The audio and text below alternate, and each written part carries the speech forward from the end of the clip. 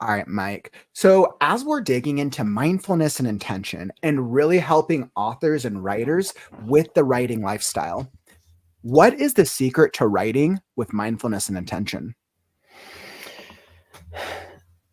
I think the main secret is just take one day as it comes, especially with mindfulness, because Hmm.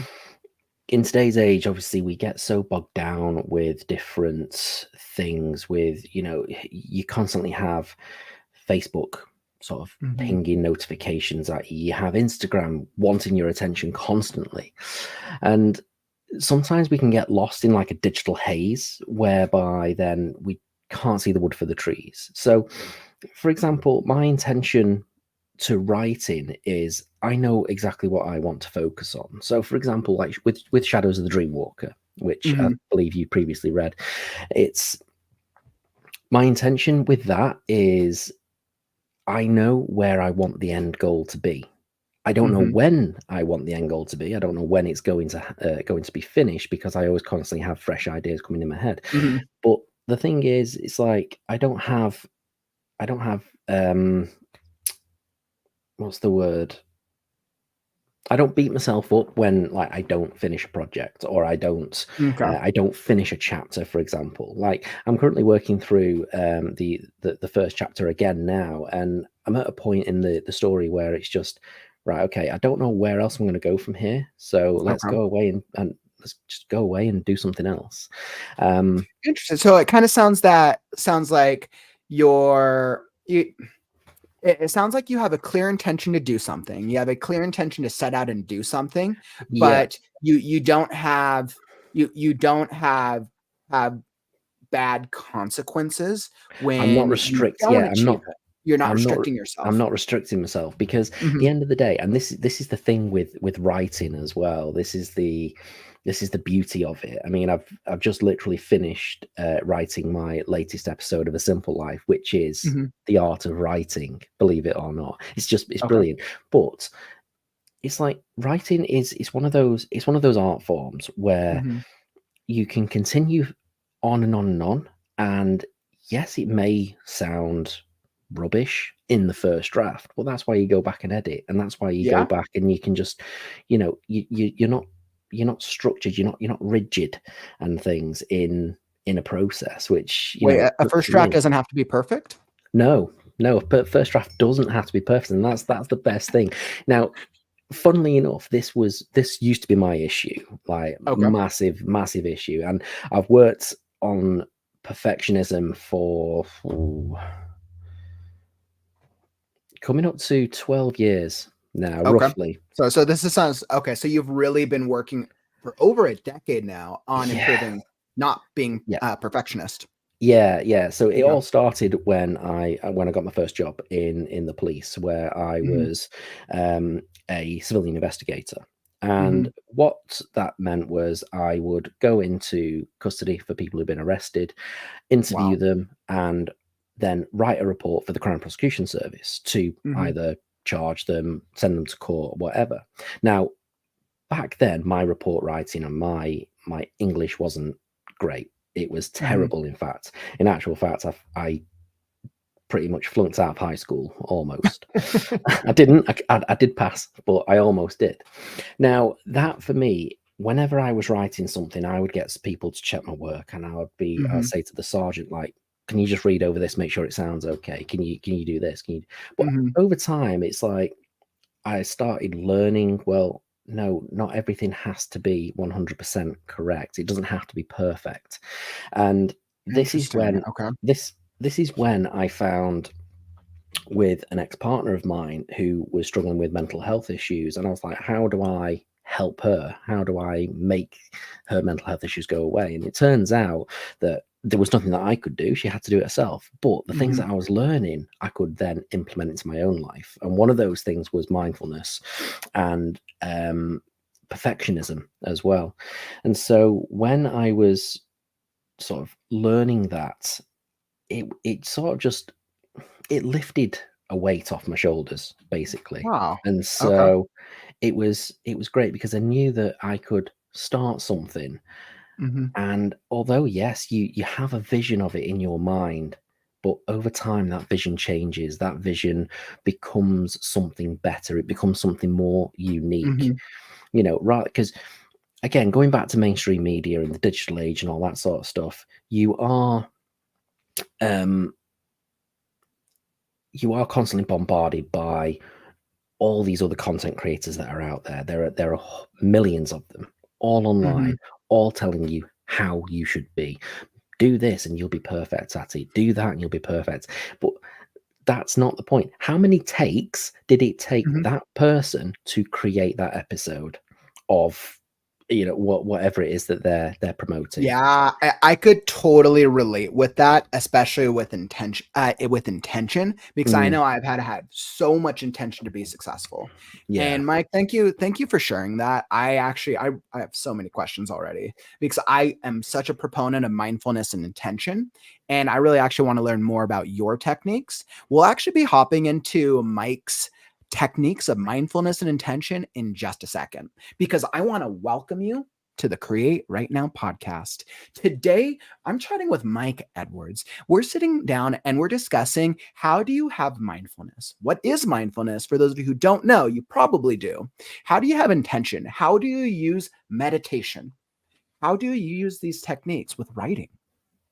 If you're a writer, you've probably dealt with writer's block before. You've probably dealt with anxiety.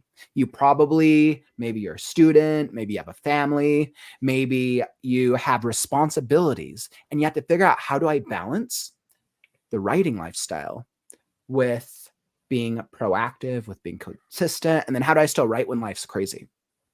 And mindfulness, intention, meditation, these are all elements of it. So we're going to be exploring that today, but I'd like to welcome you to the Right Now community. I'm Kauffman, and I'm on a mission to help the unpublished writers of the world with the process, lifestyle, and mindset that it takes to write a book. So come join us because we're starting right now. All right. And by the way, if you're watching this on the replay, I got you covered. After the stream ends, time codes will be added so you can hop to the part of the stream that brings you the most value. All right. And for those of you who are just hopping in, what we're going to be chatting about today, we're going to go over intention. We're going to be talking about intention first. We'll then dive deep into mindfulness. We'll chat about some writing meditation techniques. And then we will be doing a live reading of Mike's book of Nurturing the Mind, Body, and Soul. So that's going to be very cool. We're going to be having a great discussion today. And let me just hop into the stream. I'd like to welcome Courtney. Welcome to the stream. And Nil and Sarah. Hi from the UK. Always enjoy learning new things from your posts. Aw, Sarah, we love having you. I really, really love chatting with you on Facebook. And I really hope that your writing journey is going really, really well. I just want to commend for a second. I know Sarah, a lot of Sarah's book and her journey is about dealing with a type of disability. And I would highly recommend connecting with Sarah because I know she's been doing a lot of really good stuff with charities and things that she's reaching out to. So definitely, Sarah, if you want to drop in the chat what you're doing, I would highly recommend. Hey, what's up, Atomic? Our favorite atomic elf. And ML, welcome to the stream. And Courtney, do you still talk to that sergeant now that you write books? Ooh, so we have a great question here from Mr. Edwards. All right, beautiful. So without further ado, for those of you who don't know, beyond being a member of the Right Now community, Mike Edwards is the creator of a Simple Life podcast, where he is guiding his community with healthy lifestyles and balance. His first book is Nurturing the Mind, Body, and Soul, The Power of Meditation, Exercise, and Diet. He is happy to continue sharing his journey and why writing is one of the best skills for dealing with stress. Please welcome back to the podcast, Mr. Mike Edwards. Welcome, my friend. Thank you. Thank you very much. Of Thank you. course. Thank you for joining me today. How are you doing for the day? I'm doing pretty good. Not too bad, actually. It's been an eventful day, even though it's been completely raining here in the UK. Just to answer Courtney's question, though, from the chat, unfortunately, that sergeant actually passed away about 5 years ago from Aw, cancer. So yeah, it's a little bit tough. He never, bittersweet. Mm, he never knew anything about me writing a book, because I didn't write this book until sort of about 2-3 years ago now mhm. that I wrote this. So yeah, it's a bit unfortunate, but yeah, What I think was he an inspiration for you at all in your journey? he was an Mhm, inspiration for me for exercise, especially. mhm. That's how he was the first person that actually got me into running, because when I first joined the job, I would only ever go to the gym, and then he was just like, "Oh, why don't you come out running with us?" And I'm thinking, yeah, no problem, I can do that. Went out for a 4-mile run, and that was the worst day of my life. So yeah, I'm better at it now, though. That's the main thing. Right, So with practice. And, like, so exactly. speaking of practice, so you were hopping into something really, really interesting earlier.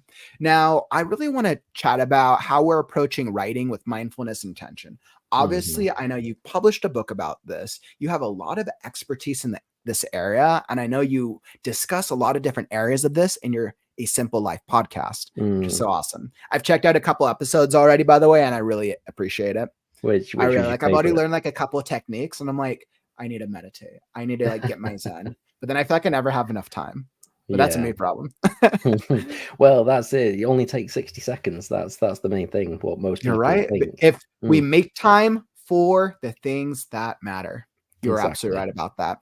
And so as we're diving into it, I really wanna start off with intention, first Mhm. off, because I think intention is a good starting point. What would you say is intention, and why is it important for writers? Oof. I mean, intention's where you're going, isn't it? Mhm, It's all about the journey and how you get there. So obviously, if you set out and you intend something, then it's all about the journey of getting there. mhm, And especially for writers, like for me, for example, like with nurturing the mind, body, and soul, my intention of it, my intention, a lot of people used to ask me, "What's your intention with writing the book? Is it, do you want to make money from it?" And no, that's not my intention at all. And it's the same with the podcast as well. There's quite a few comments that I've had where people say, "Oh, don't try to monetize too quickly." And I'm like, guys, I'm not interested in money.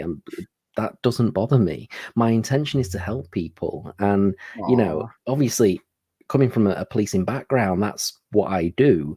And so, therefore, I think to myself, like, with well over a decade of experience of learning all these techniques and things for myself, then why not help the wider community? There is only because there's so many people out there these days that talk about health and fitness and things, mhm. but sometimes they use quite a lot of jargon. And again, going back to the police, we use a lot of jargon that people don't understand. Well, Um, I imagine it's because people on average, have short attention spans with the way social media is based. So then yes, it's like, how do yeah, you capture attention, right? yeah. I might tell I know that people I I know writers, their main reason is be consistent, don't be lazy, don't procrastinate, and just write. But if I frame Oh, the top of them of just, "Hey, writer, don't be lazy," they're just like, "Yeah, I've heard that a million times." yeah, yeah. Procrastination was one of my downfalls as well, especially with writing Shadows of the Dreamwalker. It still is today. But the whole purpose of it is, what's your intention behind the book and Mhm. things. And my intention behind it was literally to just get the message out there Okay. that, listen, there are three main factors to basically having a simple life, and that's what the same with the podcast as well. So it started with the book, but then like developed into the podcast, which Okay. was, so diet, first of all, your diet affects everything that we do. Exercise makes you feel absolutely incredible. And again, you don't have to do much of it in order to feel good, because it obviously releases all those endorphins and everything in the brain. And then obviously meditation as well. So you need to take time to relax and just rest. And so for me, they're the three um that's a great comment, actually. Yeah, writers, no, we don't procrastinate at all. But for me, those three are the fundamental things that everybody should always try and incorporate into their life. Because if you have a good diet, then obviously you'll want to exercise more. If you start exercising more, you'll feel more relaxed. And then if you take time to meditate, then you just are at complete peace and zen with your life. So, and we probably also want to live longer. Like I imagine that dieting is probably a factor there. Like I would like to live into a healthy age. Yeah, exactly. Like if you eat like 15 cheeseburgers a day, then you're not expected to live past 50. But if you eat, because I mean, I'm sure we've all seen those people who are above the age of 50, and you can tell people who take care of themselves because like they look well enough for like 50s, 60s, 70s, and people who don't, and they just look 20 years older. Yeah, and I imagine that diet and exercise is a huge factor of that. My wife's granny was 102 and she looked like she was in the 70s. Yes. Man, that's incredible. Oh my goodness. Yeah, she was. Anyone to pass 100, to have lived 100 years in this crazy world, like hats off to you. She was definitely an incredible lady. She really was. So yeah, going back to your question though about writing with intention, obviously find your purpose really. So for example, why are you writing the book? You know, are you writing it for monetary value, which isn't a bad thing. If you are writing it to earn a few extra dollars or a few extra pounds, then great, you know, do that. If you're doing it because it's what you need to do, then again, finish it. And if you're doing it just because it's a hobby, you enjoy it, it relaxes you and it's fun, then perfect. Just keep doing it, and don't get bogged down with perfectionism. Don't get bogged down with procrastination, because it's all progress at the end of the day. Awesome. Well, I completely agree with that, because I think if you're clear on what your goal is, I'm very big on goal setting. Obviously, I'm big on strategy since I'm clearly writing a whole book on the live stream. But I know that if you're clear on your goal, it's because you're creating an intention around your goal. And I know I could speak to that with all this live streaming, right? 266 days, I think, today. So in 266 days, now I didn't know what was going to happen as part of this journey. But what I did know back in December of 2023, I knew that I wanted to improve my writing process. I knew that I'm like, okay, I'm in this journey. I want to just try to write every day. Can I do it for a year? When I was a kid, there was something I tried for a year. I was like, all right, for 1 year, I'm not going to drink soda. I'm just going to see if I can do it. And I was successful because I set intention and a goal, and I was able to stay consistent. So same thing happened this year. I'm like, all right, can I write for every single day, even if like 1 minute, 4 hours, regardless of the timing. And that's how the live streaming idea was born, because it came from that intention. The same intention happened to me just over a year ago. So 3 days before I got married to my wife, I found out that she was pregnant with our little one. That's so sweet. So on the actual wedding day, that was the last day that I actually drank alcohol. And wow, that has been transformative. Like I don't judge anybody. Like cutting alcohol out of your diet completely. Wow. Is it more from the effects of when we're drinking, or is it more from the health side of it? So for me, at the start, it was because we live so far away from her family and everything, there was no support network. So my main reason being was I was, you know, if anything were to happen, I was the one that needed to obviously travel her to take her to hospital and things. But thank God nothing did. And it soon became, so initially it was just because it was to support her. But then after he was born, I was like, I don't miss this at all. I really don't miss it. So therefore I didn't continue. And now it's, what is it now? So he's 15 months plus, so just over 2 years now. Wow. And I just feel. And you haven't drank alcohol since? You cut it out of your life completely? I say I've not drank alcohol since. I have had like 1 or 2 Okay, so you cut out the habit. I've right? got out of the habit of it. You But the cut thing, out the habit of yeah, drinking at some consistent level. yes, but Mhm, even though when I had those 1 or 2, mhm. the way it made me feel was, oh, I didn't feel myself. I was lethargic. Yeah, I couldn't I totally think straight, understand that. Mhm, and I had this really bad, sort of like brain fog and things, and then the impact that that had. So it impacted me getting up in the morning for one, which has always been a struggle for me anyway because I'm a night mhm, owl. It impacted it impacted my meditation. It mhm, impacted my journalism practice. Um, it just impacted like loads of different areas of my life, and I was mhm. like, well, why am I doing this for a small beer that's going to last me 5 minutes? Why? Yeah, it's the psychology behind it. Yeah, And I exactly. think this brings up a really great conversation around addiction and, like, how do we deal with the addictions in our life. I actually Mm, want to throw this out to you in the stream. So if you're here in the stream right now, is there any type of addiction that, like, you've dealt with? And it doesn't have to be, like, an extreme, right? It's not always a drug addiction, it's not always alcohol. It could be anything from extreme to not extreme. Is there any type of, like, addiction you've dealt with that sometimes you feel like you struggle with? I would love to hear from you. We would love to hear from you. Drop it down in mm, the comments because I think, Mike, this is going to be a perfect segue into what we're yes. about to dealing with because I know I've dealt with my fair of addictions before. And I just real quick want to call out engineer. Hello, Chad. I've been struggling. Well, I hope you're able to figure out what's going on. Engineer, we're totally here to support you with some writing motivation if you ever need it. Glad to have you in here, my friend. And then Courtney, I'm currently trying to quit smoking. Day 3. Good luck. Speaking of addictions, I smoked cigarettes for 10 years. I know, I Wow. understand addiction. I understand it well. It's now like you, Mike. I can't say that I haven't smoked a cigarette since. It's probably been maybe about 6 years now since I've quit the habit. Since then, will I still smoke cigarettes? I will, if I go to a festival or a party, maybe once every couple months. I Mm, did vaping for a while, but then it was kind of hurting my lungs. So that's that. But now when I see cigarettes, like I always feel that need because when I have the belief once we're an addict, it's always there. yeah. We don't I the addictions don't disappear. We just have to learn to rise above our demons. Yeah. But I think it's learning how to overcome it and learning how to be proactive in a way that's healthy. So I just Mm. want to say, Courtney, really good luck with your trial. I really hope that works. And Yeah, then very good luck, Courtney. and then I also want to call it atomic. 3 years, 7 months, alcohol free for me as well.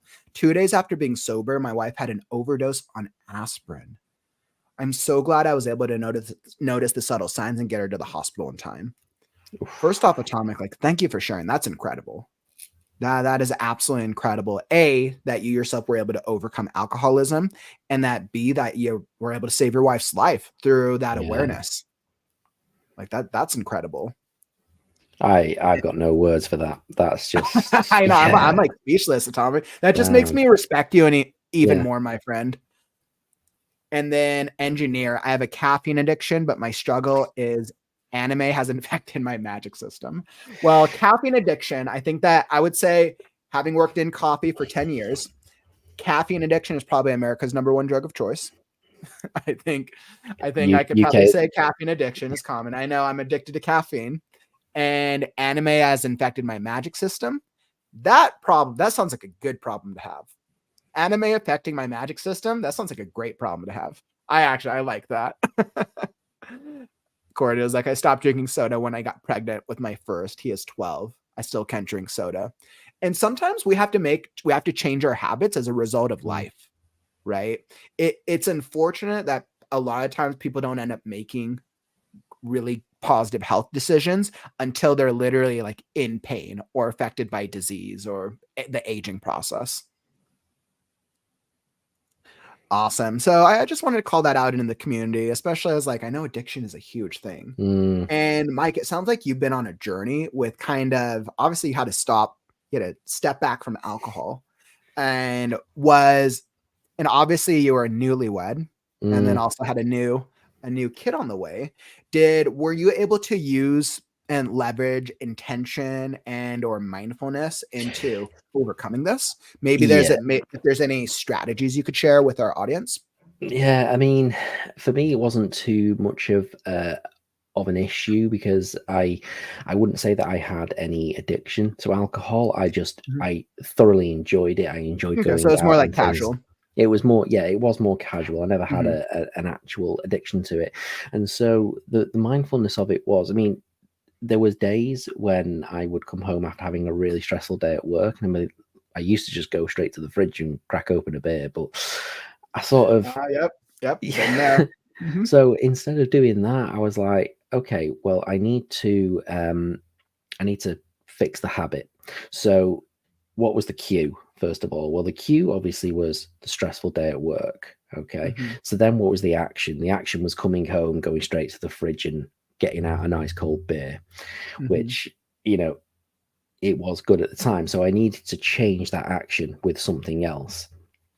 And so I was like, right, well, what else can I do? So instead of coming home and cracking open a beer, I would come home and I'd get the dog's lead on and take her straight out for a walk. Usually, Okay. that would then break that cycle in terms of having a little bit more intention for sort of stopping the habit, as it were. I And it only absolutely love that. Did you ever read Atomic Habits, by the way? I did, That yes, I reminds me, did. like, Yeah, that's it was that, like, I love fantastic, that. an Love absolutely that so much. fantastic read. Mhm. Yeah, it was a very good read. I Mhm. think I've read it 2 times now, Mhm. and I also featured it in my podcast episode about habits, forming habits You and did things. literally the So perfect thing to talk about because it all starts with a habit, right? yeah, So yeah, every everyone. would you say that it comes down, so for any of our audience who hasn't read Atomic Habits before, for your approach, would you say it comes down to really understanding the habit before you can break it?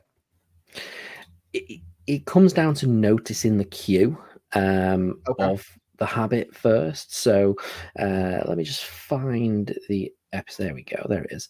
So there are 4 things. So obviously you got the cue. So let's take, for example, where are we? There we go. Yeah.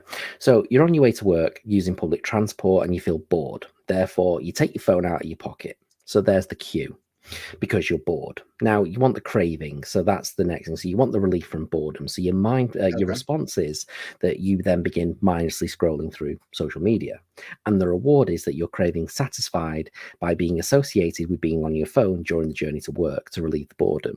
Does that make sense? Yes. Yes, it does. Okay, so let's have a look at a different example. Let's say you wanted to incorporate more reading into your life. So first off, when you going to work, then you sit down on the bus if you're on public transport or the train. Instead of going for your phone, take out a book that you enjoy reading.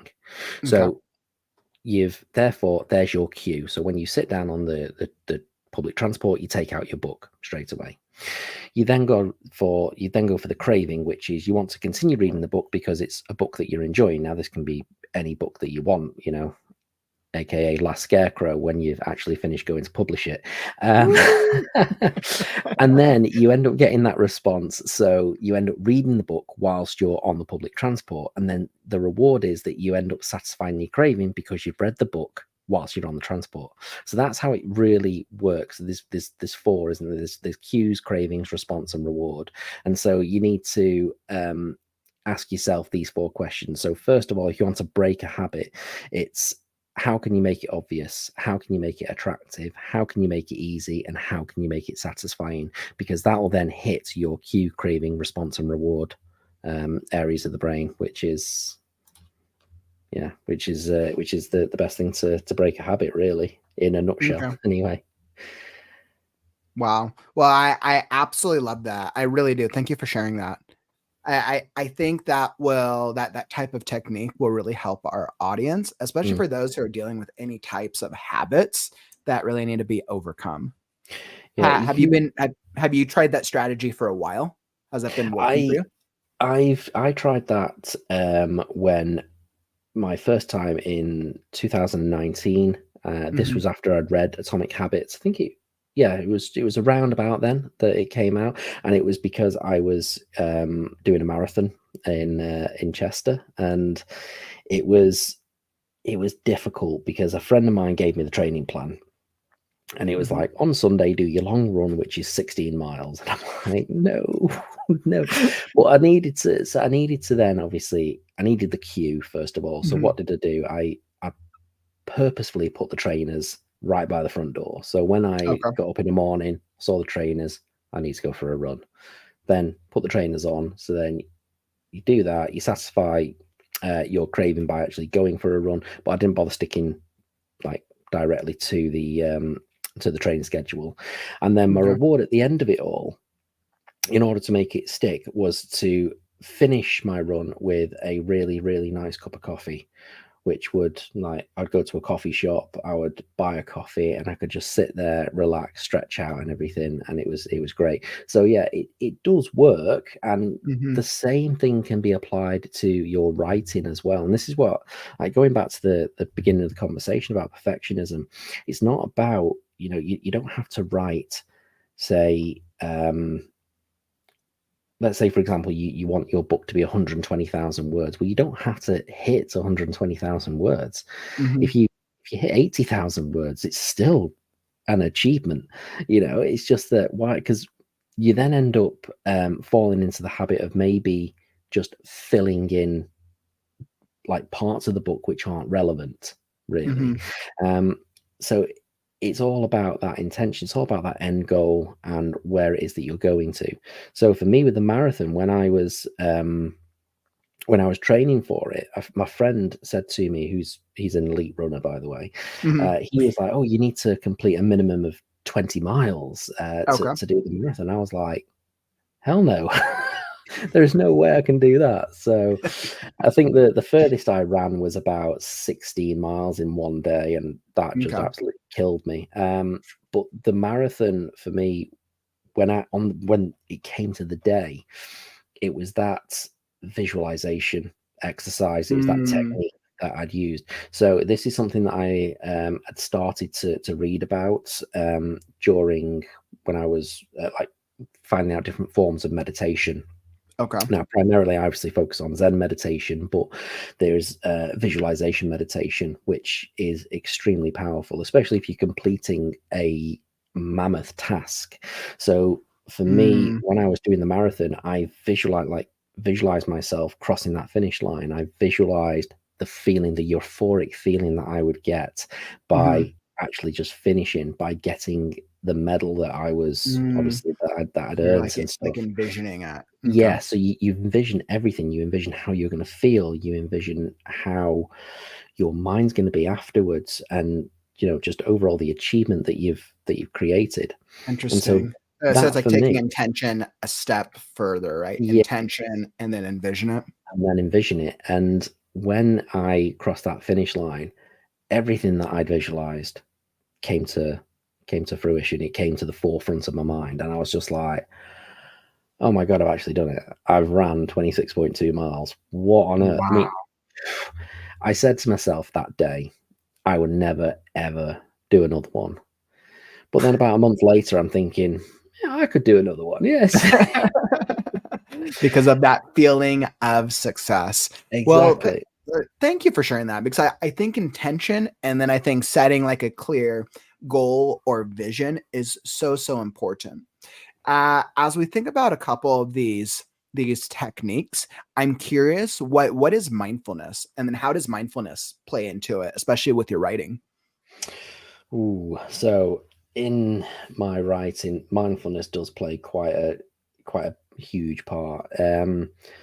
I do sometimes suffer with low self-esteem myself, Okay. especially in my writing and stuff. Me, So, me too. I think most writers do, right? yeah. Mhm. So when obviously I discovered you on Threads and things, and Mhm. we settled this conversation and stuff, and then I started watching your streams, and you were like, "Oh yeah, well I'll take in some stories and things like that." I was very nervous about sending you the prologue for Shadows of the For Dream shadows, Walker. right? Yeah, Mhm. because I mean, for me, the only thing that kept running around in my mind is, oh, what's he going to think of it? It's going to be terrible, and all these negative connotations that come with it. Now, And a lot of a that, lot of writers deal with that. If you're here in the yeah, stream and you deal with like negativity when you put it out into the world, or you're like that fear of like, oh, it's going to suck. They're not going to like it. They're going to think it's garbage and so on and so forth. If you've ever felt that way, just say I drop by in the comments. Because that was something that happened. I mean, not so much my first book, because Mind, Body and Soul was... There was a quote that I saw, I can't for the life of me remember who it was, but they basically said, usually the books that you need most are the ones that you write yourself. Now, I can't remember who said that, but I remember it sticking with me. And I thought, well, I want to write about, diet, exercise, and meditation. And so that's what I did. And it's the same then with Shadows of the Dreamwalker, because as I'm writing it, I'm thinking more of the end goal, sort of. Who's this going to like? Who's going to read this? Who's going to enjoy it? Who's not going to enjoy it? And sometimes that can lead you down a negative path, whereby you then start visualizing all the negative comments and things like that. And as soon as I notice myself doing that, I'll just stop, take some deep breaths, and then I'll be like, right, remind myself, why am I doing this? And again, it goes back to that intention of why it is that you're doing something.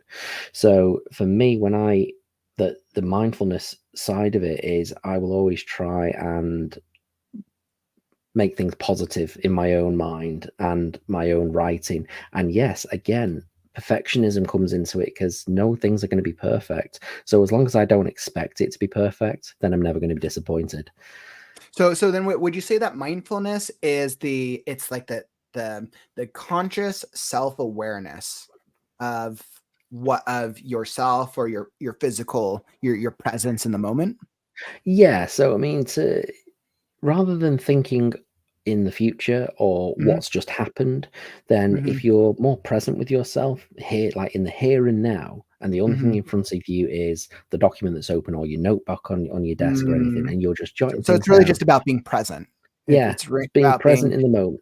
Yeah. Okay, that makes sense. And I could actually totally see why mindfulness is recommended a lot of the times with anyone who deals with like anxiety or maybe depression, because anxiety, generally fear of the future, depression, dealing with the past. Yeah. So I could see how an interesting concept, though. Obviously, one thing that a lot of people, and I see this every single day in my job, people will always say to me two things: I suffer with mental health, and I suffer with anxiety and depression. A lot of those people are not actually diagnosed by doctors. They're diagnosing themselves, right? Yes, exactly, because of social media and the pressures that are out there. Now, anxiety is actually really fascinating if you've ever looked into it, because anxiety... I've dealt with anxiety in my entire life, so I know it well, and then I had a doctor diagnose me to reaffirm what I knew. But I've done a lot of research. So I mean, everybody has anxiety, and it's because it's a natural part of the human response. It's that fight or flight mode, and it obviously used to serve us great back in our ancestral days when we're getting chased by a saber-toothed tiger. But obviously these days that saber-toothed tiger has changed itself for a thumbs up on Facebook, and if you don't get it's true though. The saber-toothed tiger is the thumbs up on Facebook. I love that. Or the saber-toothed tigers in our mind. Exactly. And that's where it is. So obviously with mindfulness, it brings you back to that present moment. It brings you back to your awareness. And then also with that, if you do deep breathing exercises, something fascinating with inside the body actually happens. And that is when you do something like box breathing, for example, where you inhale for 4 seconds, you hold your breath for 4 seconds, you exhale for 4 seconds, and then hold for 4 seconds before repeating the cycle for around about a minute. Interesting. So you inhale for 4, hold for 4, exhale. And this is a technique. Yes, this is a technique, and it was by a guy here in the UK called Dr. Rangan Chatterjee, who's a fantastic podcast. He's got a really good podcast if anybody's interested, called Feel Better, Live More. I'd highly recommend you go and check him out. But the technique, what it actually does is there is a nerve within your body. It's known as the wandering nerve, but it's primarily called the vagus nerve.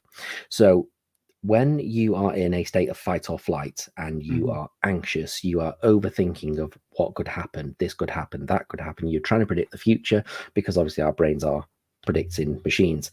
Now, when you take in these deep breaths, it actually calms down the vagus nerve and you end up going from the sympathetic mode, which is fight or flight, into the parasympathetic mode. So it just completely calms everything down. It lowers your blood pressure, it lowers your heart rate, and it lowers your stress levels as well. So also cortisol and everything like that just end up getting diminished.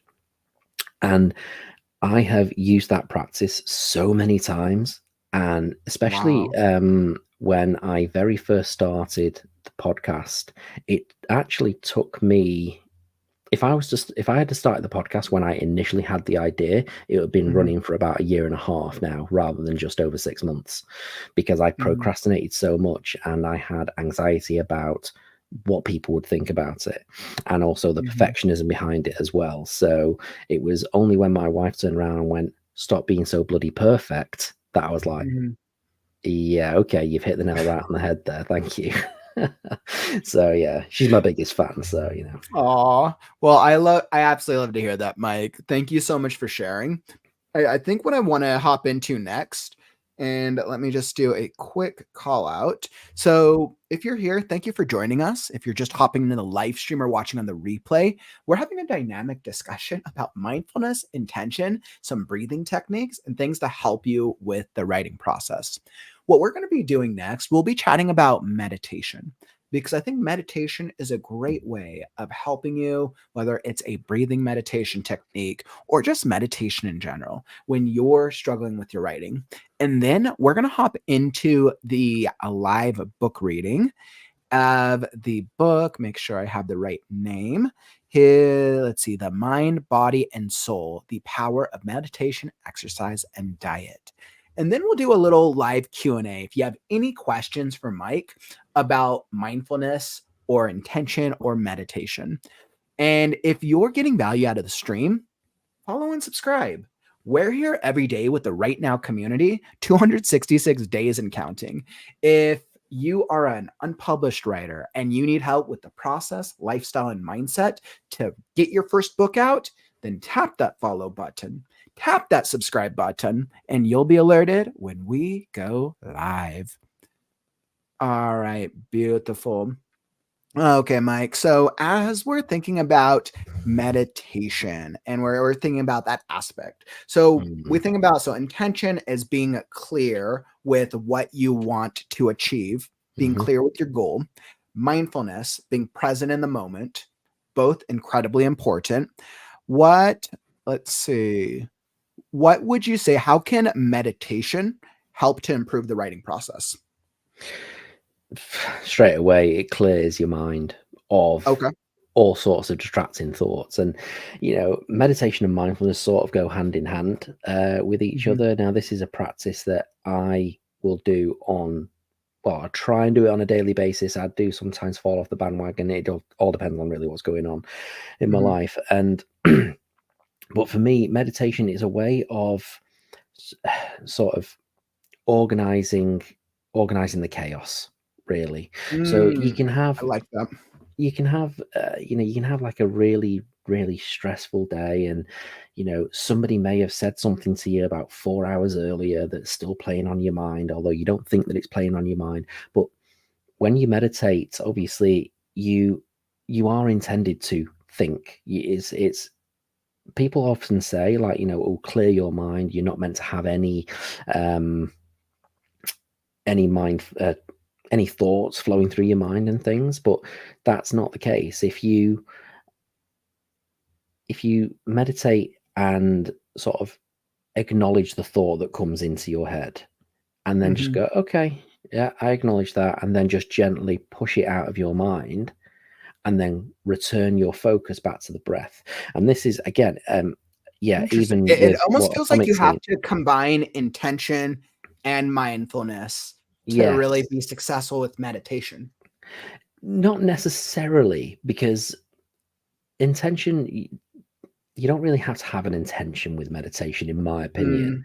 Mm. I So think it's that more mindfulness then. yeah. So Okay. like Atomic says with the 478 breathing Mhm. technique, that is a form of meditation. So breathing techniques can be acts as a form of meditation. So for So breathing me, techniques are considered meditation. yes, they are considered a Okay. form of meditation. Okay. And when you focus primarily on your breath, you then sort of distracting all the or getting rid of all the distractions and all the noise that's happened within it. So in terms of writing, if you've got writer's block, for example, Mhm. and you can't think of, right, okay, this story needs a specific part that's going to Mhm. make it sound excellent. It's going to lead it on to the next one, but I don't know how to do it.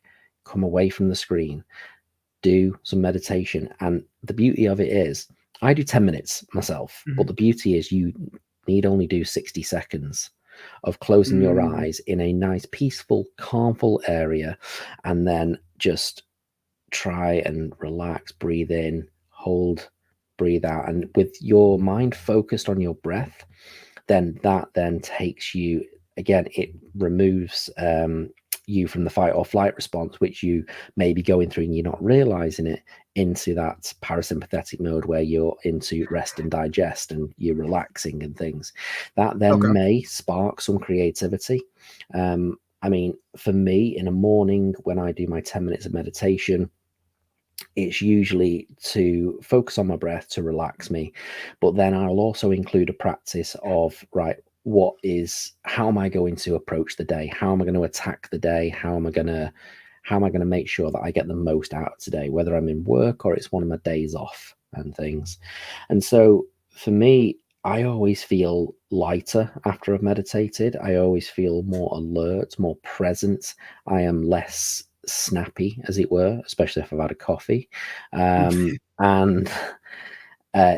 I feel much more myself. I feel much better in the Mm. moment, really. But I notice then the days when I don't meditate, and I do feel myself being a lot more stressed. I end up reaching for sugary foods a lot more because I feel so tense, and I think, okay, well, I need a quick hit of dopamine, so therefore let's go and grab a Mars bar from the tuck shop, and yeah, it's then just becomes a vicious cycle, unfortunately.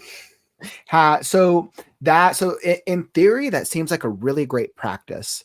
How would a writer deal with it who maybe struggles with the attention addiction of social media, right? I try to put myself in the mindset of somebody who's probably really busy, has a family, probably a lot of responsibilities. And like in theory, like, yeah, just sit here, do nothing, Mm. I'm good. But it's in practice, it's like it could feel difficult for somebody who's like, okay, I need the Facebook, Instagram, TikTok, that fix.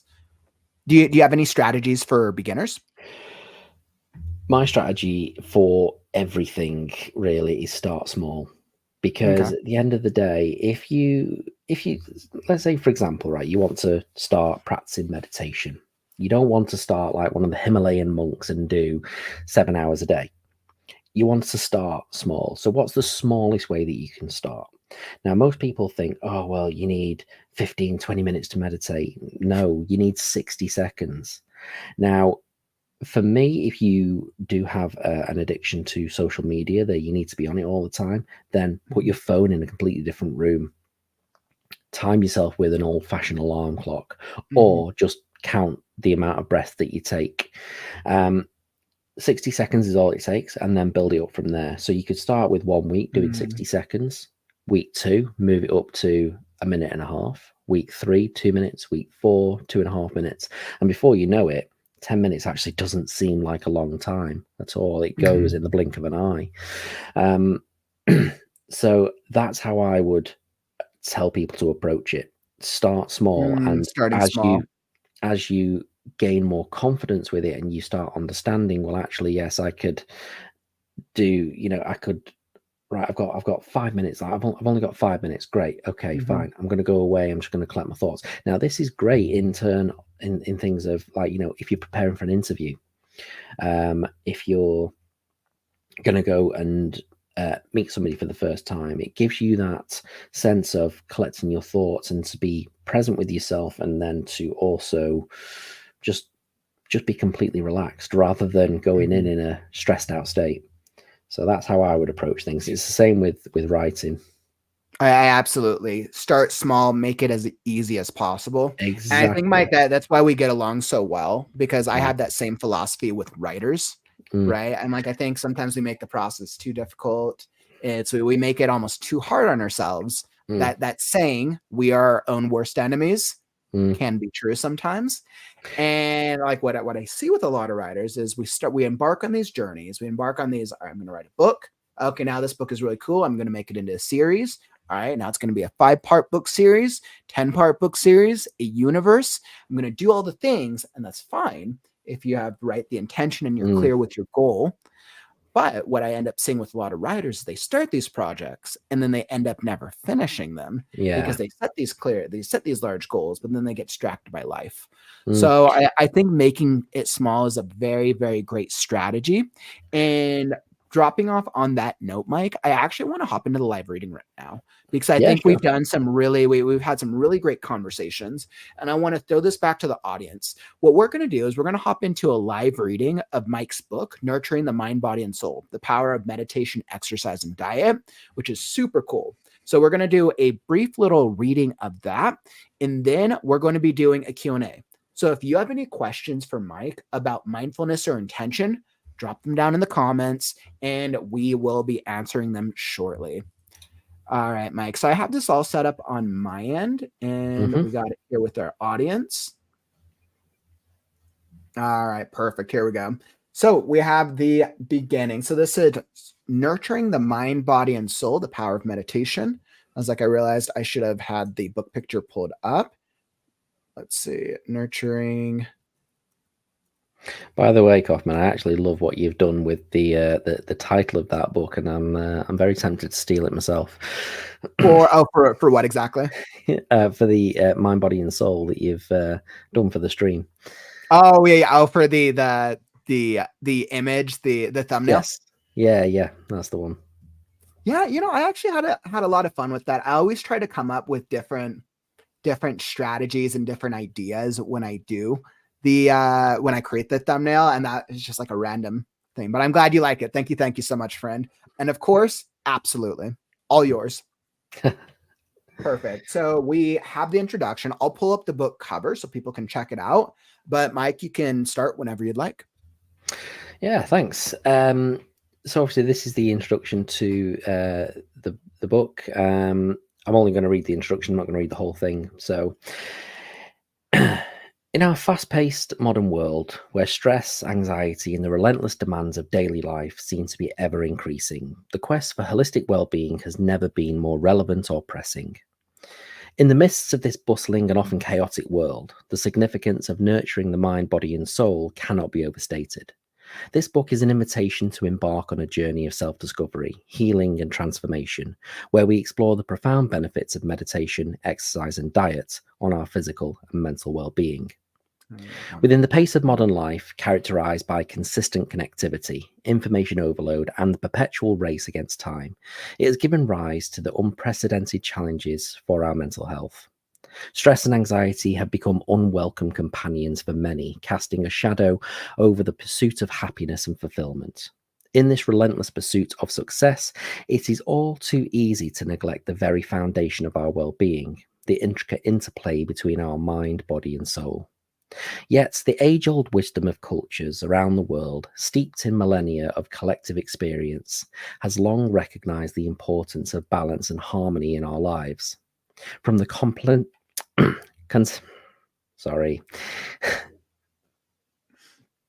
So sometimes I do struggle with words, so I do apologize. Oh, you are totally all good. You've seen me reading for literally for a little while. I make mistakes literally every single stream almost.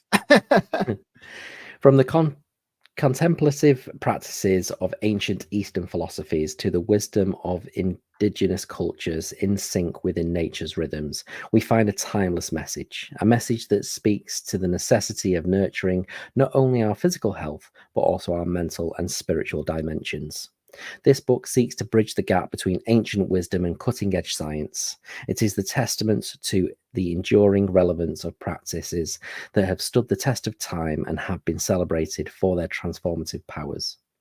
It's also a tribute to the incredible advancements in science and research that are shedding new light on the profound connection between our mental and physical states. As we delve into the transformative power of meditation, exercise, and diet, we embark on a journey that promises not just symptom relief, but a deeper understanding of ourselves, our bodies, and the world around us. Through the pages that follow, we'll uncover the intricate web of connections between the mind, body, and soul. We'll explore the neurobiology of emotions, the stress response, and the profound ways in which our thoughts and emotions directly influence our physical health. Meditation, an ancient practice with roots in diverse spiritual traditions, has transcended cultural boundaries to become a universal tool for promoting mental well-being. We will dive into its various forms and techniques, exploring the age-old wisdom that underpins them and the scientific evidence that validates their efficiency. Meditation, we will discover, is not a mere escape from the demands of modern life, but a profound means of navigating it with grace and resilience. Exercise, too, plays a pivotal role in the intricate dance between our mind and body. In the following chapters, we'll explore the wonders of physical activity, from its effects on the brain's neurochemistry, to its capacity to reduce stress and enhance cognitive function. We will delve into the diverse forms of exercise, from yoga fusion of physical postures and mindfulness to the exhilarating rush of cardiovascular workouts, each offering a unique path to mental and physical rejuvenation. Our journey will also lead us to the realm of diet, where the food we consume emerges as a powerful force shaping our mental health. The chapter on diet will unravel the mysteries of the microbiome and how it plays an important part within the body. We explore how the foods we choose influence our mood, cognition, and emotional well-being. We will uncover the secrets of brain-boosting nutrients, the effects of ultra-processed food has on the body, and how UPF diets have the potential to enhance and how low UPF diets have the potential to enhance cognitive function and embrace the idea that what we put on our plate is a reflection of how we care for our minds. This book is not a prescriptive manual, but a source of knowledge, inspiration, and practical wisdom. It offers a roadmap for those seeking to reclaim balance in their lives, to find solace amid the chaos, and to embrace the full spectrum of their well-being. It's a tribute to the age-old adage, know thyself. By delving into the rich tapestry of the mind-body connection, we endeavor to rediscover and nurture the intricate relationship between our thoughts, emotions, physical health, and ultimately our happiness.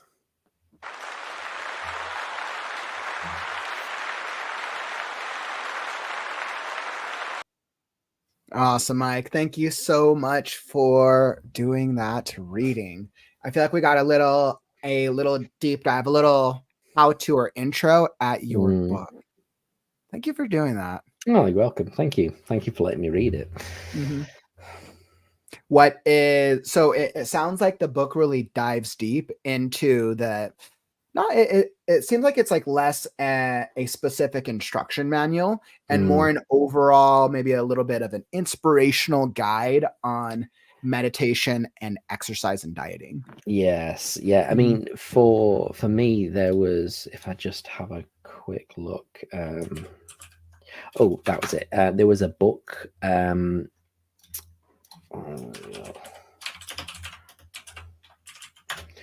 was a book by the author the Van Tulleken brothers, and they wrote a book called Ultra Processed People. Now, it's quite interesting. This is one of the things that helped me as well, writing the part on diet in this book. It basically goes on to tell you how ultra processed food, what it does to you and how it's made. One of the most profound things was back during World War II, the Germans actually made a thing called coal butter, and it was interesting. Coal butter. They actually managed through processing and everything else, they managed to actually make butter from coal. Interesting. Okay. Yeah, exactly. So that for me, I was just like, wait a minute, what? how on earth has that happened? But yeah, it's for me, the book was a guide really for myself to Okay. use. I wanted to start, meditating a lot more than I was. I'd already researched into it and started meditating, but I needed to make it more of a habit and a practice. And then the exercise, since finishing the marathon in 2019, my running routine, or regime, should I say, that fell off quite a little bit. And then I noticed as well, I was just like, my diet was atrocious.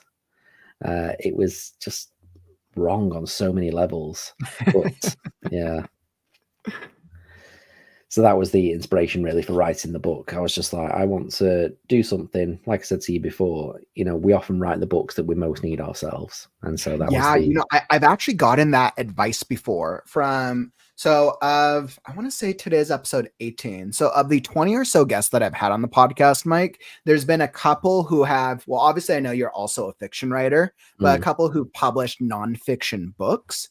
And of those, they have all shared the same advice of that they started the book because they wanted to learn more about it.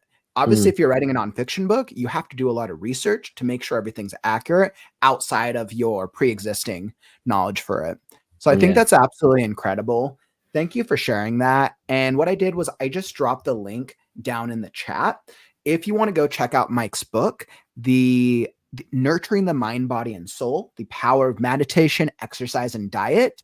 It's available on Amazon, link down in the discussion, and it's also down in the YouTube description as well. So definitely go check it out. It sounds like it's a really cool read, especially if you're struggling with any type of you need help with meditation, maybe you might need a little inspiration. It sounds like this is the vibe.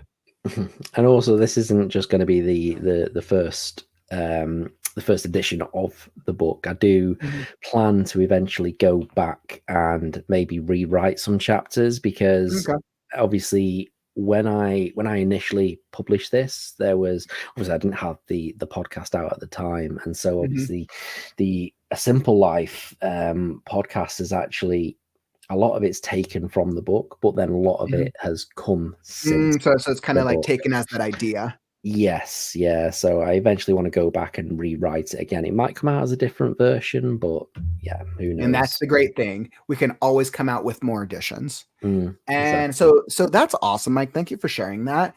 I'd actually like to ask you about the podcast, but first let's drop our Q&A. So do you have questions for Mike about mindfulness, intention, meditation? Drop them in the comments. We would love to discuss them. What questions do you have about anything we have chatted about today? All right, perfect. So while we're waiting for questions to come in, Mike, you have your podcast? I was like, A Simple Life. I was like, literally, I did that. I mean, I can do that. So perfect. A Simple Life. So what do you want to share? What is a little bit about your podcast? So the podcast is what it says on the screen. It's a simple life. Basically, the whole idea behind it was to take subjects that people find complex, confusing, or even sometimes too difficult, and simplify them.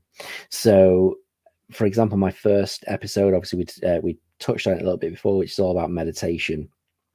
And how you only need like 60 seconds or so in order to actually start properly meditating, and then obviously build it up from there. But as the podcast has grown sort of over, it's nearly 7 months now, I've noticed that myself, I'm learning so much more in not just in terms of the research that I do, but also in podcasting, how I upload things, and how how to engage with the audience and things like that. And I then realize that all the subjects that I talk about, what's the simplicity behind them? I mean, the latest episode, which I've just finished writing, is all about writing.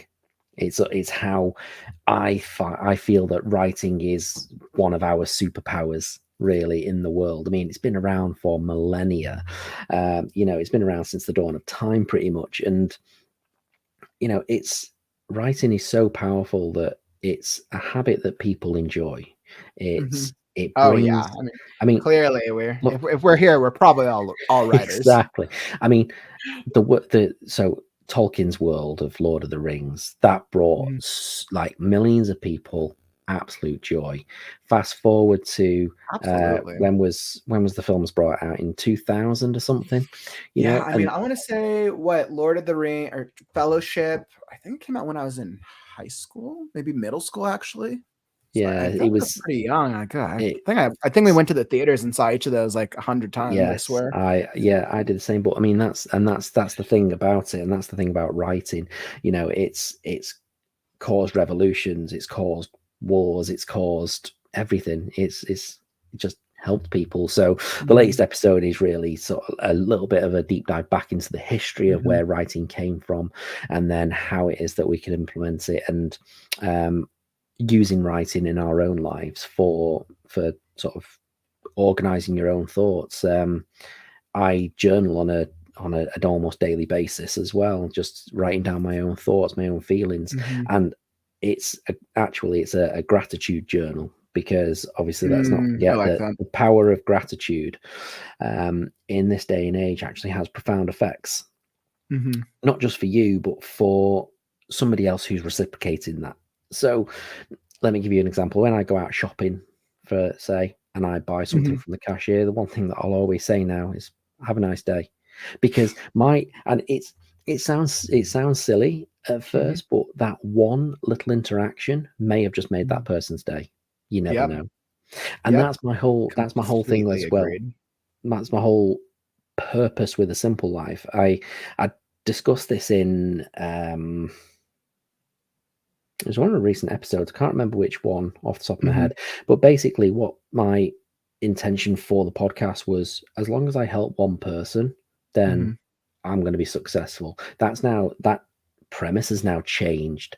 I don't just want to help one person. I want to help as many people as I can. And if the words that I say, or the research that I do, even help somebody slightly, or they maybe start meditating, or they may say, well, yeah, actually I'm going to cut soda out my diet, which I know's been in the chat earlier on, then great.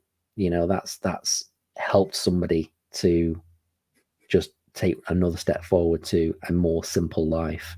And that's what it's all about. It's all about having a simple life. You don't want to be going through life day in, day out, constantly stressed, constantly, in this fight or flight response. You just want a nice, easy life. You want easy mhm, decisions.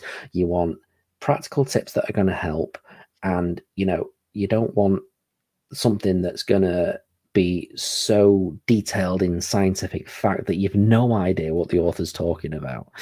So mhm. that's my premise behind the podcast, really. And I talk Well, about I everything from absolutely love that. I think it sounds like that is and will continue to bring value to a lot of people, whether mm, you're a writer or not a writer, because I think our we live in such a complex time mm, at times, especially like on the surface level. Maybe we think things are easy, like social media, work, life, but mm, on a deeper level, right? There's such a level of complexity, and we always make things more difficult for ourselves. yeah. Like I said in like I did a stream a couple weeks ago. There's a reason that statistic was probably put out there, why 97% of writers fail at writing Mm, their first book. And I didn't believe it at first, but as I've kind of been thinking about it, I probably chatted with about definitely not thousands, but hundreds of writers just over the past couple months. And I was like, I could totally see that, because there's so many people working, but then they get distracted mm. and they're not able to complete the process. So I absolutely love that idea of a simple life. And this actually brings me up with a really great question for you.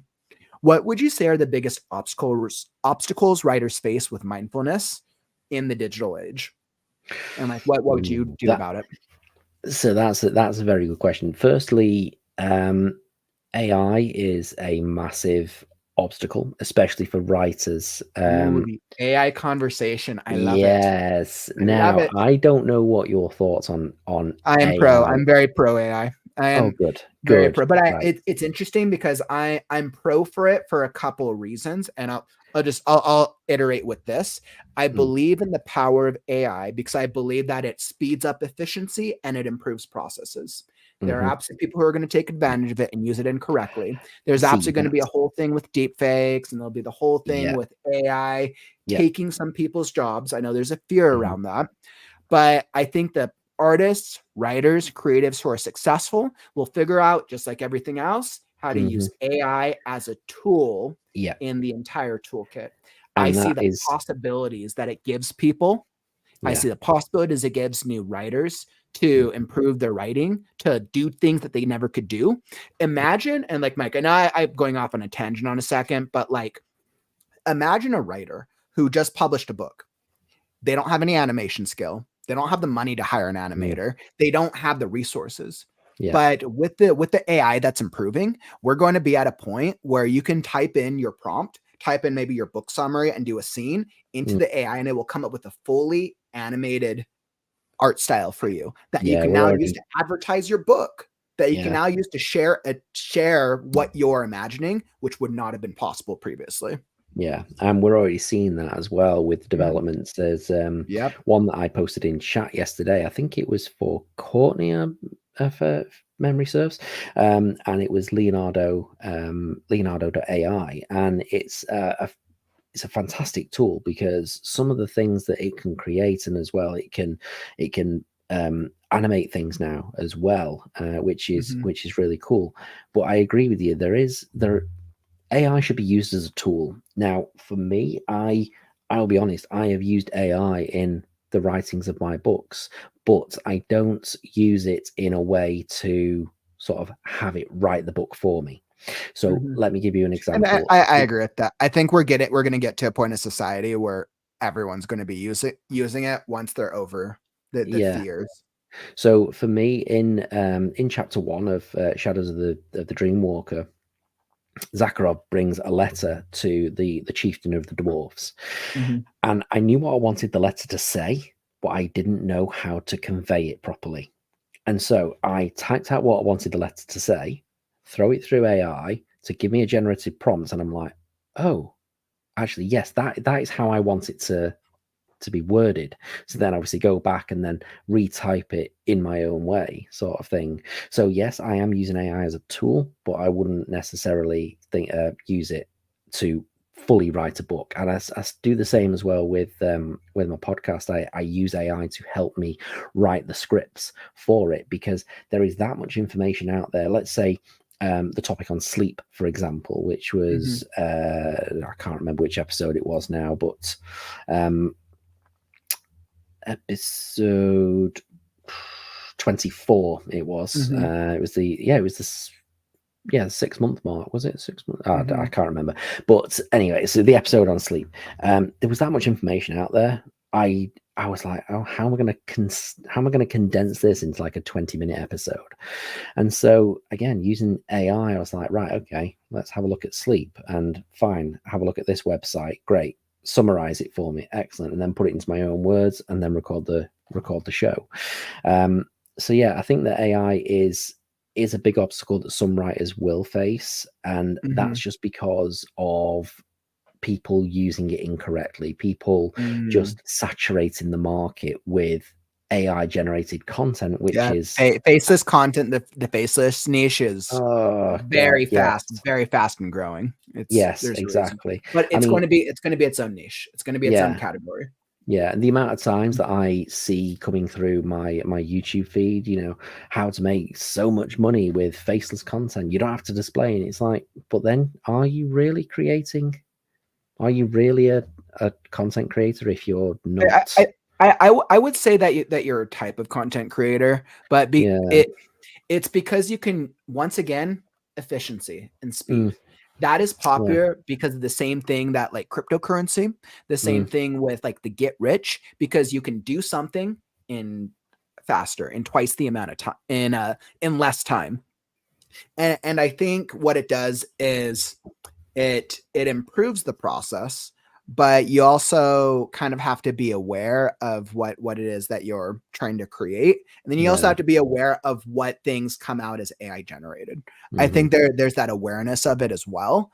I think if you do your research and you see like, okay, this is AI generated, this isn't. And I think it's all right to put out AI generated stuff, but you have to be clear, yes, this is AI generated. I think Mhm. you have to be upfront. There's a reason all the platforms are having the checkbox, this is AI generated. I Yeah. think that people are fine with viewing AI generated stuff as long as they know it's AI generated. Mm. Same thing with advertising. People are Yeah. fine with things being advertised to them as long as they know it's an advertisement. And then they can choose to skip it or choose to listen. I think Yeah. it's kind of in that same vein. And Mm. I know Courtney said something really interesting here. Courtney was saying, Kauffman, that's so funny you say that. I tried that yesterday for my flash fiction piece and I cannot get AI to get it right. For the record, I'm talking about cover art. I know with myself and Courtney, with as it comes to AI, it comes down to creating the right prompts. You have to ask a lot of creative prompts. If I were to put something into ChatGPT, I could easily say, "All right, ChatGPT, create me a cover art about a scarecrow fighting a demon." And it'll give me some interesting styles. Maybe it'll be awesome. Maybe it'll be complete garbage. Now, if I was going to try to do it with intention, I would be like, all right, AI, this is the summary of my book. This is my target readership. This is the scene. This is the characters. This is the art style I want. These are the specific actions I want framed in the shot. I want it this style of shot. Can you please give me 5 different ideas for this specific scene? So you see how that would be different with stylistically. The more information you give, the more likely it's going to give you something better. But we also have to recognize that AI is still in the relatively early stage, right? It's in the earliest stage. Where it was at a couple months ago, it's improved. But I would say probably give it anywhere between 3 months to a year for us to be at the point where we can create these cool videos.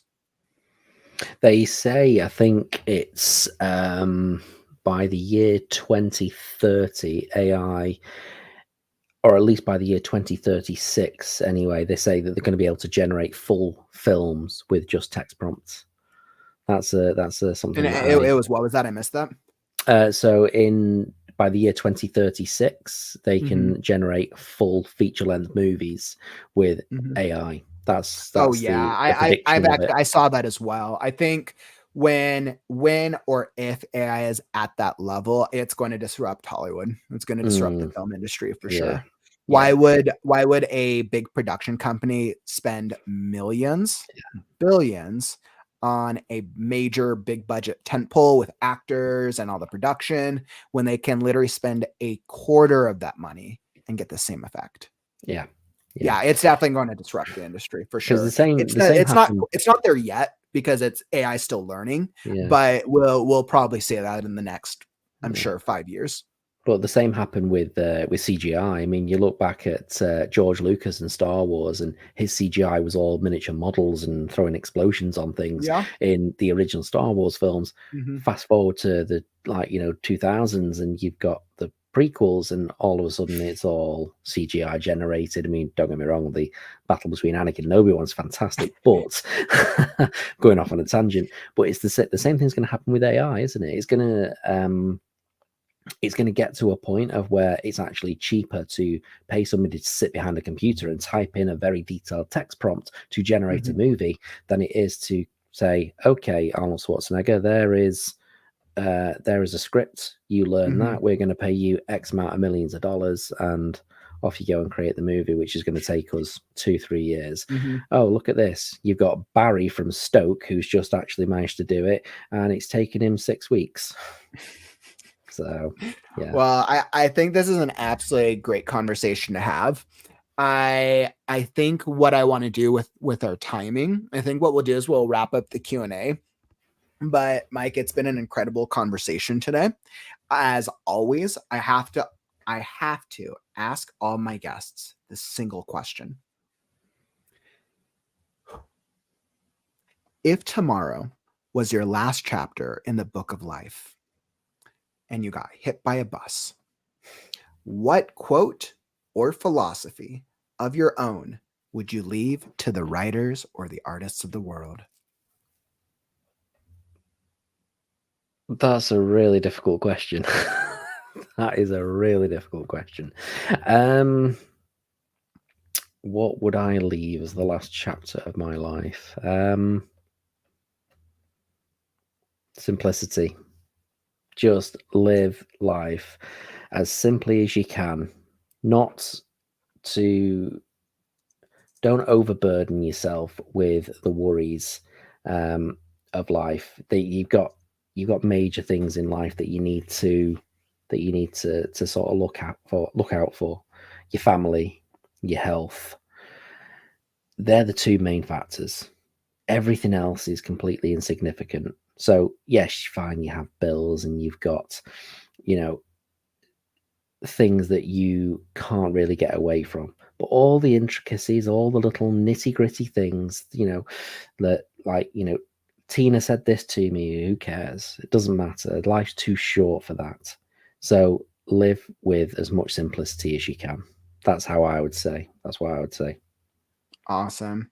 Thank you so much for that. I think it's important for us to always pull back and think about like what our core philosophies and ideals are.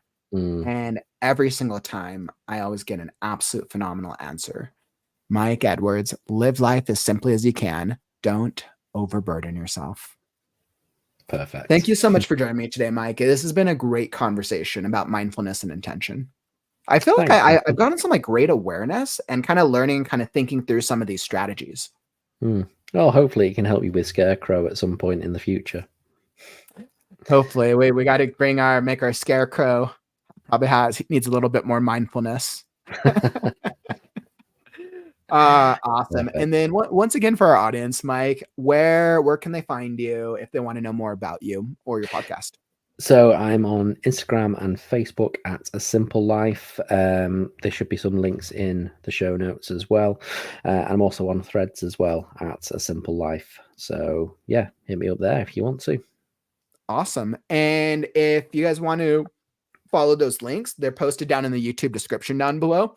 Obviously, Mike, I know you're part of our Right Now community, and I'm sure we'll look forward to seeing more of your excerpts of Shadows of the Dreamwalker and hopefully some future shows. I love the fantasy story, and definitely I'll have to check out more episodes of the Simple Life podcast. Thanks again for joining me today, my friend. Thank you very much. I appreciate it. Awesome. So thank you all for joining us as we look towards creative writing on the morrow. This has been a phenomenal conversation. If you're looking for something to watch next, down in the YouTube description is yesterday's stream, The First Page Promise. This was a very popular stream where we dove in to the 4 reasons why the first page of your book is so important. And this is what I defined as the first page promise. So definitely go check it out. It was a great stream. It's posted down in the YouTube description below if you want to see more. And don't forget, like the stream on your way out. Help me show the algorithm that writing streams are cool. This has been a great conversation today. This has been a great discussion. John, Atomic, Courtney, I've loved having you all in the conversation. I appreciate you. Engineer, thank you all for being involved. I really, really appreciate it. And this has been a phenomenal conversation. We are almost there at 500 subs. Once again, thank you, Courtney. Help us get to 500 subs. And right now, the Discord channel will be launched. We are just under 30 subscribers away, and the Right Now Discord, it will be coming soon once it is launched as my thank you to the community. All right, my friends, I'll be back tomorrow with a Casual Monday update. Make sure you come join us. 2 p.m. Pacific, 2, 3, 4, 5 p.m. Eastern. Mondays is our casual update stream. We're going to be chatting about the major events coming up over the next couple of weeks and officially launching the submissions for our first Freaky Friday Flash Fiction competition. So make sure you come drop by. We'll also be chatting about what we're doing for NaNoWriMo, our Choose Your Own Adventure stream with our very own chat soul, and this is going to be phenomenal. So much more to come. I'll be back tomorrow, and that, my friends, brings us to the end of the stream. Don't forget, words are wind, but stories are forever. I'm Kauffman, and I'll catch you on the morrow. Stay creative, writer.